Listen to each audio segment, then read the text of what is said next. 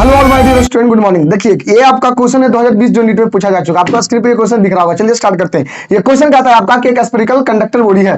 देखिए मैं यहाँ बना रहा हूँ एक स्फेरिकल कंडक्टर बॉडी।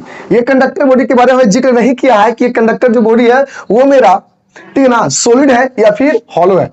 एक बात बताता हूं, अगर आपको कंडक्टर कह दे और वो सॉलिड बोले चाहे हॉलो बोले, मतलब खोखले वाला रहेगा चाहे तो भरोट रहेगा, उस दोनों की कंडीशन में अगर चार्ज का डिस्ट्रीब्यूशन करेगा तो चार्ज हमेशा उस कंडक्टर के सरफेस पर चला जाएगा। आई रिपीट, अगर क्वेश्चन में आपका बोला जाए कि स्फेरिकल कंडक्टर है और ये जिक्र ना करे कि वो कंडक्टर हॉलो कंडक्टर है या सॉलिड कंडक्टर है और उस कंडीशन में उस बॉडी को चार्ज किया जा रहा है यूनिफॉर्मली, तो याद रखिएगा चार्ज करिएगा तो हमेशा उस बॉडी के सरफेस पर चार्ज का डिस्ट्रीब्यूशन हो जाएगा, चाहे वो सॉलिड हो चाहे वो हॉलो।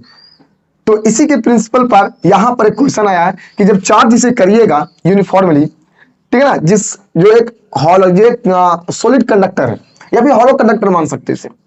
सर ऐसा क्यों, सॉलिड में सरफेस पर चार्ज कैसे चला जाता है और हॉलो में सरफेस पर कैसे? ये तो आपको पता होगा कि अगर एक स्फेरिकल कंडक्टर पूरी तरह से हॉलो हो तो अंदर तो चार्ज जाएगा ही नहीं, हमेशा सरफेस पर ही रहेगा। लेकिन सवाल ये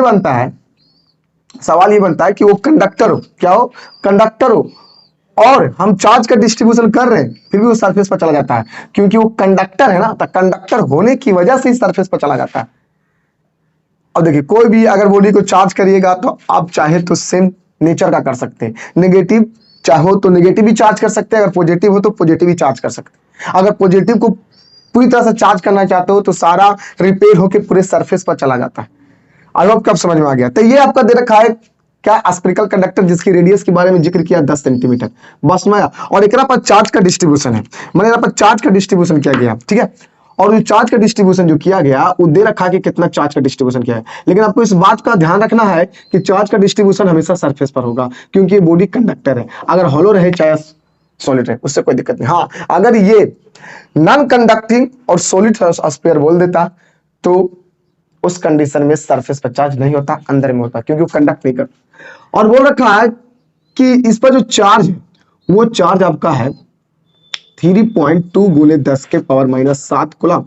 इतना चार्ज का डिस्ट्रीब्यूशन किया गया, ठीक है। और इसके सेंटर से 15 सेंटीमीटर की दूरी पर एक पी पॉइंट होगा जहां पर आपको कर रखा है इलेक्ट्रिक फील्ड का मैग्नीट्यूड क्या है।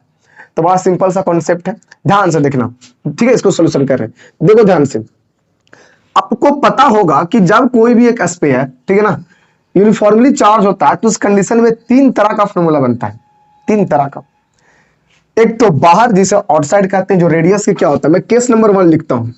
केस नंबर 1 में देखता हूं कि जब अगर रेडियस क्या हो, छोटा हो डिस्टेंस से, जब रेडियस क्या हो, छोटा हो डिस्टेंस से, ये कैपिटल आर जो माना हूं वो रेडियस है और स्मॉल आर जो माना हूं वो डिस्टेंस है। तो डिस्टेंस बड़ा होगा रेडियस से तो उस कंडीशन में बोला जाएगा outside the sphere, outside the sphere, sphere की बाहर की बात कर रहे हैं, आउटसाइड।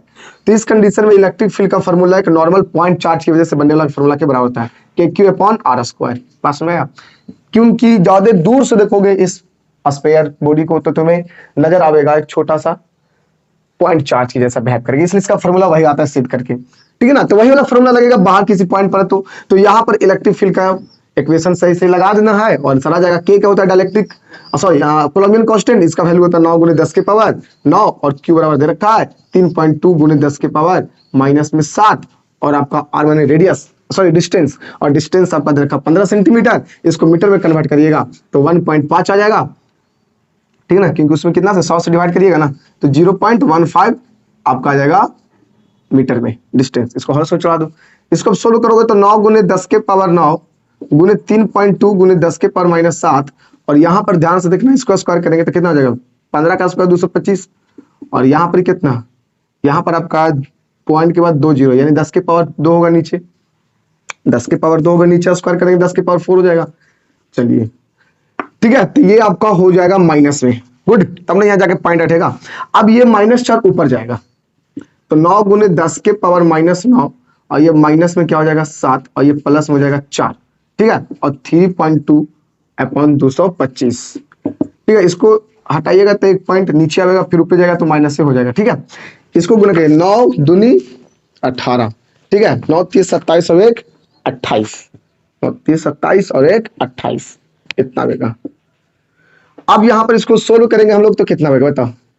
7 में से सॉरी 9 में से 7 जाएगा तो 2 बचेगा, ठीक है, और 2 और यहां पर बचेगा 3, ठीक है, तो 2 और 3 कितना हो जाएगा 5 पूरी तरह से।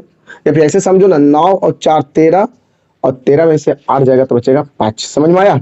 और बट्टा में 225, इसे आप काटिएगा तो आपका 1.8 लगभग अप्रोक्सीमेटली में आएगा और 10 के power 5 coulomb per Newton, sorry Newton पर कूलम।